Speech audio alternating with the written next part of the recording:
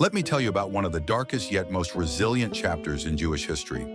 This is the story of the Jewish people, who were exiled time and time again, torn from their homeland, but always found a way to survive and rebuild. It all began about 2,700 years ago, when the Assyrian armies marched towards the northern kingdom of Israel. It's 722 BCE. The kingdom of Israel, a Jewish state in the north, is under threat. The Assyrian Empire, a rising power, invades. King Sargon II of Assyria, upon taking the throne, sets his sights on conquering Israel. The capital city, Samaria, falls to the mighty Assyrian army. Many of the Jewish people are exiled, scattered throughout the Assyrian Empire. They were far from their homes, their country shattered. This is where we get the story of the lost 10 tribes, Jewish tribes who were displaced by the Assyrians and over time disappeared from history. Where they went, no one really knows. Some believe they were assimilated, while others think they established new lives across the globe. But here's the thing. Jewish culture and faith didn't die out. The Assyrians over time began to mix with the remaining Jews in Samaria. This mixture gave birth to a group known as the Samaritans. However, this blending wasn't fully accepted. The Jewish people never fully embraced the Samaritans as part of their own. As if the Assyrian exile wasn't enough, a century later, another disaster struck. This time, it was the Babylonian king Nebuchadnezzar II who set his eyes on Jerusalem. In 587 BCE, one of the most tragic moments in Jewish history occurred. The glorious Temple of Solomon was destroyed. Jerusalem was set ablaze. The center of Jewish spiritual life, the temple, was no more. So what happened next? The Jewish people were exiled to Babylon. But when they arrived, their struggle wasn't just physical, it was spiritual. Without the temple, how would they worship? This was a pivotal moment for Jewish faith. They realized they didn't need a temple to connect with God. Synagogues began to emerge during this period. Even though they were far from Jerusalem, they never lost hope. Their belief in a future return to Jerusalem remained strong. This hope gave rise to the belief in the coming of the Messiah, who would one day save them. Now let's talk about an unlikely ally for the Jewish people, the Persians.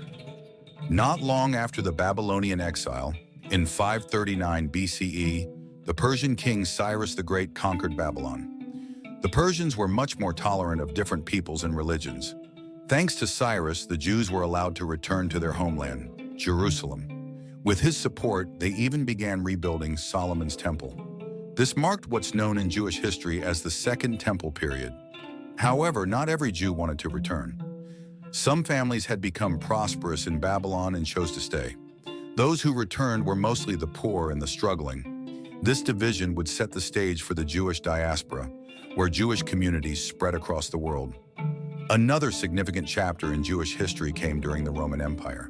In 63 BCE, Rome took control of Jerusalem. At first, the Romans were relatively peaceful toward the Jewish people. But in 66 CE, the Jews revolted. This rebellion changed everything. By 70 CE, Jerusalem had fallen again, and the Second Temple was destroyed. Once more, the Jewish people were scattered, sold into slavery, or spread across the Roman Empire. One of the most devastating events occurred during the Bar Kokhba revolt.